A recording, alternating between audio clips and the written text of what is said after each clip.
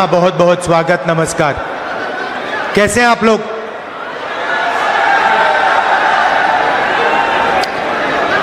हिंदुस्तान में विचारधारा की लड़ाई चल रही है।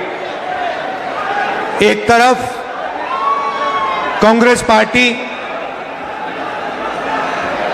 जो संविधान को मानती है और इसके लिए लड़ रही है, और दूसरी तरफ आरएसएस, बीजेपी जो इस संविधान के खिलाफ हैं, अंबेडकर जी, गांधी जी के संविधान के खिलाफ हैं, इसको कमजोर करते हैं और इसको खत्म करना चाहते हैं। ये लड़ाई चल रही है। ये जो संविधान है, ये सिर्फ एक किताब नहीं है। इसमें हिंदुस्तान की हजारों साल पुरानी सोच है। अंबेडकर जी, महात्मा गांधी जी, बुद्ध भगवान, बसवना जी, फूले जी, नारायण गुरु जी, हिंदुस्तान के जो महापुरुष हैं, उनकी सोच और उनकी आवाज इस संविधान में है। कुछ दिन पहले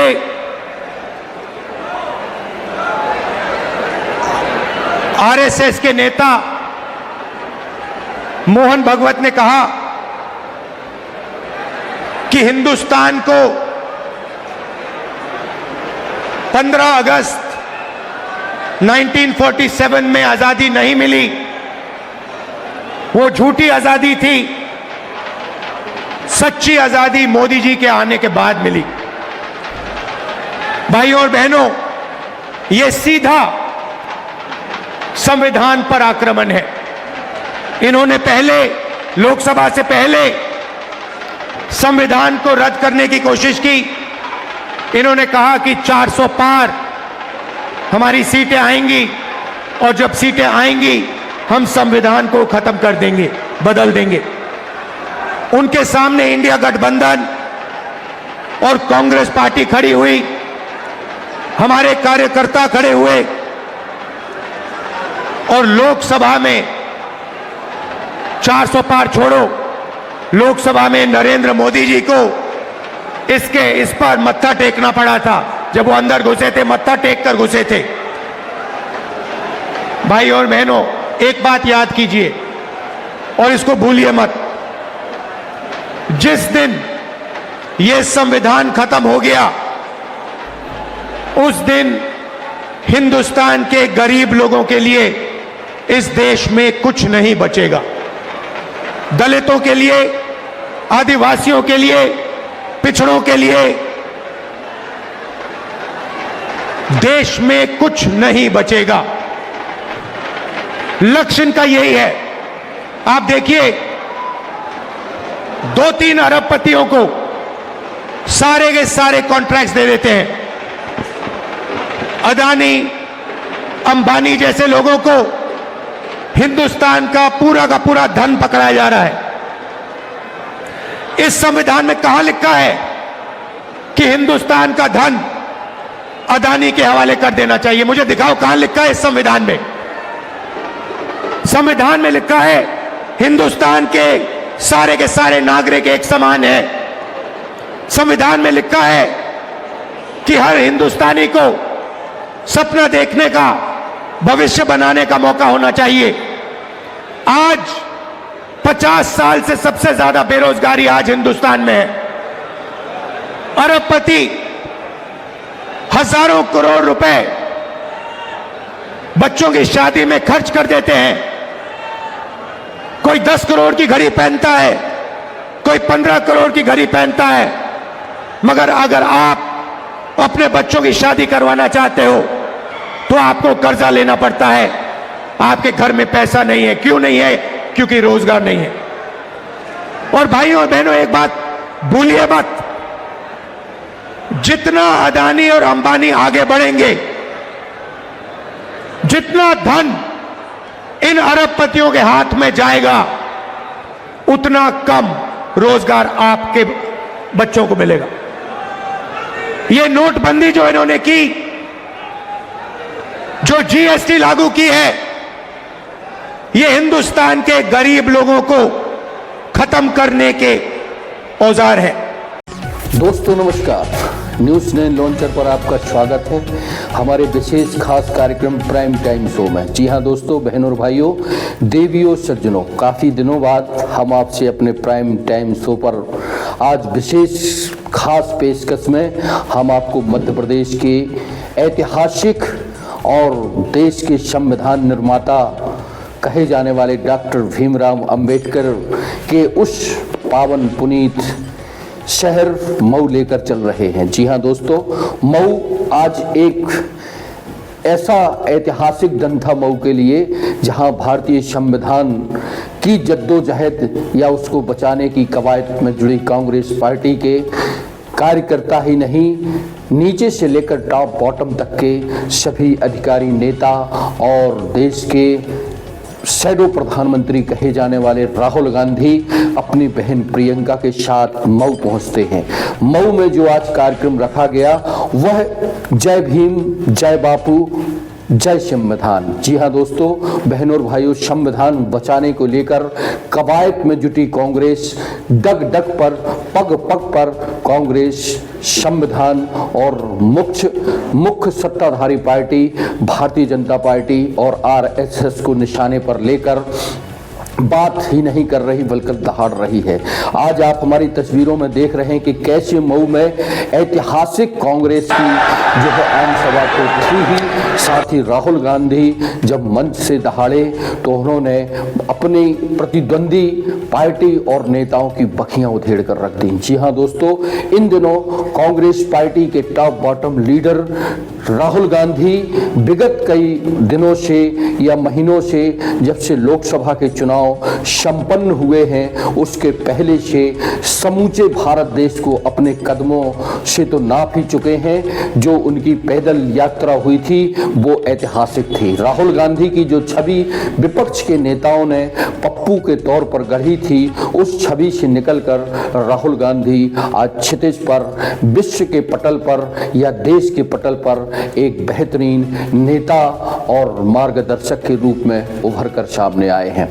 उन्होंने विगत जब संविधान में, हम आपको बता दें कि अमित शाह वाला जब मुद्दा चला था, उस मुद्दे को उन्होंने सड़क से लेकर संसद तक जिस तरीके से घेरा था वह बेहतरीन तो था ही, साथ ही राहुल गांधी की एक अलग फिजा देश के दलित और अन्य लोगों में गई थी। हम आपको बता दें कि न्यूज़ 9 लॉन्चर समय समय पर ऐसे तमाम मुद्दों को लेकर आपके सामने तो आते ही हैं, साथ ही हम एक बहुत ही पारदर्शिता तरीके से सच है दिखेगा के अंदाज में अपने खास प्रोग्राम चलाते हैं। आज हम अपने इस विशेष प्रोग्राम में मऊ से आपको सीधी तस्वीरें पेश कर रहे हैं। आप देखेंगे, सुनेंगे कि राहुल गांधी ने मऊ की विशाल आम सभा में या इस विशेष सभा में क्या कहा और क्या बोले। उनकी थीम थी, उनकी करीब महीनों की मेहनत और मशक्कत के बाद उन्होंने एक नारा दिया था, जय भीम,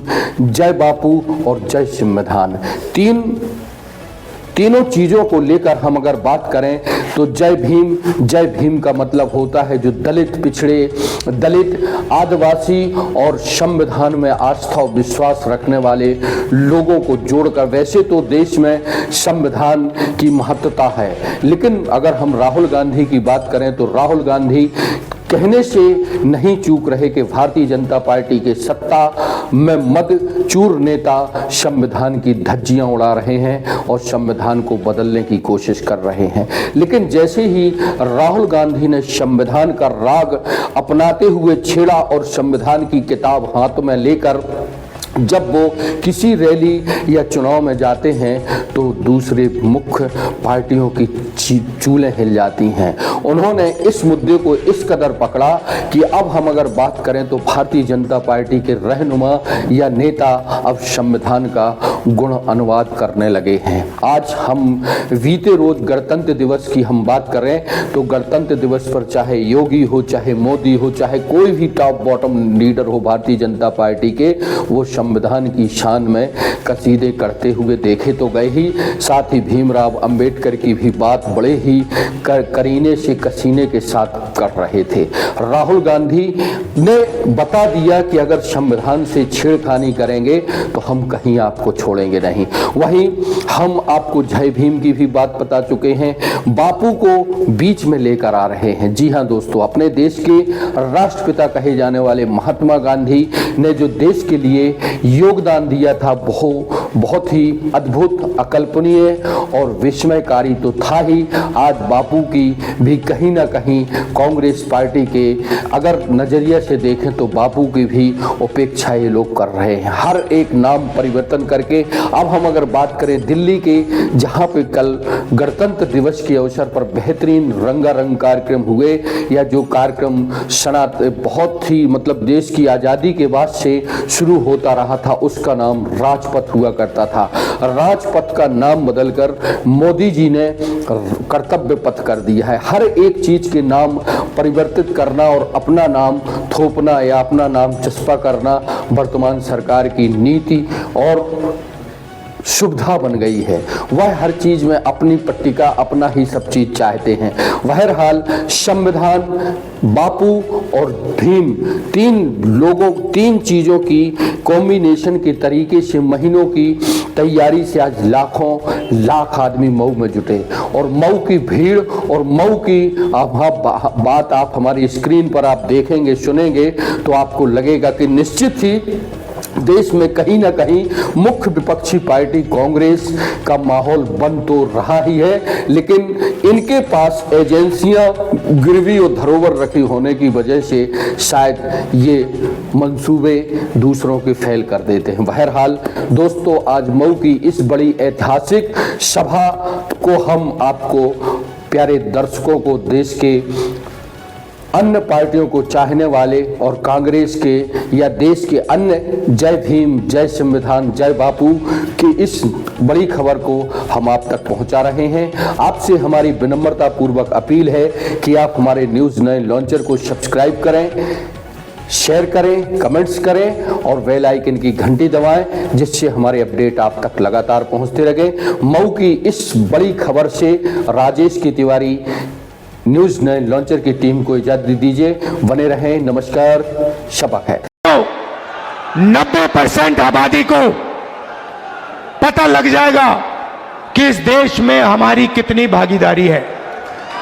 90% को आज आपको दिख रहा है। पिछड़ों को यह भी नहीं मालूम कि देश में उनकी कितनी आबादी है। कितनी शर्म की बात है। नरेंद्र मोदी जी कहते हैं मैं ओबीसी हूं, और आज तक इस देश के ओबीसी को, इस देश के पिछड़े वर्ग को अपनी सच्ची शक्ति, अपनी सच्ची आबादी नहीं मालूम। पास करके इसको दीवार को तोड़ेंगे। भाई और बहनों, सबसे जरूरी बात, यह अंबेडकर जी का जो संविधान है, जिसका अपमान कुछ दिन पहले मोहन भागवत जी ने किया। वो कहते हैं कि इस संविधान ने हमें आजादी नहीं दी, इस संविधान का आजादी से कोई लेना देना नहीं है, क्योंकि उनके मुताबिक आजादी ही नहीं थी। आजादी मोदी जी के आने के बाद हुई। इसका मतलब वो इस संविधान को नहीं मानते हैं। अंबेडकर जी के जिंदगी, अंबेडकर जी का जो खून पसीना था इस संविधान को बनाने के लिए, उसका सीधा मोहन भागवत ने अपमान किया है और इस पर आक्रमण किया है। कांग्रेस के जो कार्यकर्ता हैं, जिसको मैंने बब्बर शेर बोला, टाइगर, आपका काम इस संविधान की रक्षा करने का है। जहां भी आरएसएस के लोग, बीजेपी के लोग इस संविधान पर आक्रमण करते हैं, जहां भी वो गरीबों को कुचलने की कोशिश करते हैं, जहां भी वो कमजोरों को मारने की कोशिश करते हैं, कांग्रेस पार्टी के कार्यकर्ताओं को वहां जाकर पत्थर जैसे वहां जाकर खड़ा हो जाना चाहिए, चट्टान जैसे वहां खड़ा हो जाना चाहिए कि मैं नहीं होने दूंगा, मैं संविधान की रक्षा करूंगा। यह आपका मिशन है। मैं जानता हूं कि मध्य प्रदेश में आप दिल से लड़ते हो। मैं जानता हूं कि आप पर अत्याचार होता है, आप पर आक्रमण होता है, मगर आप पीछे नहीं हटते हो। दिल से मैं आपका धन्यवाद करता हूं, आपके परिवारों का धन्यवाद करता हूं, आपके बच्चों का धन्यवाद करता हूं कि आप हमारी विचारधारा के लिए लड़ते हो। गांधी जी की विचारधारा के लिए, अंबेडकर जी की विचारधारा के लिए, नेहरू जी की विचारधारा के लिए, संविधान के लिए। आप सबका दिल से बहुत बहुत धन्यवाद।